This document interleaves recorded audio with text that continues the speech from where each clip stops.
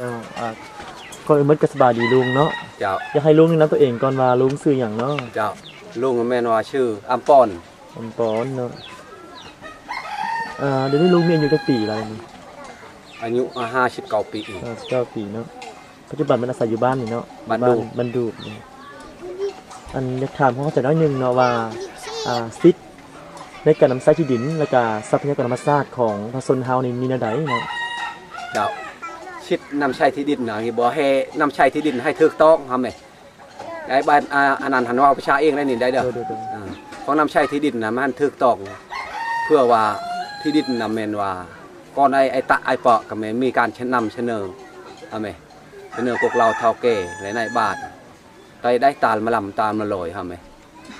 บนหมอกะดินกะชิกับบนที่ทำการผลิตอันนี้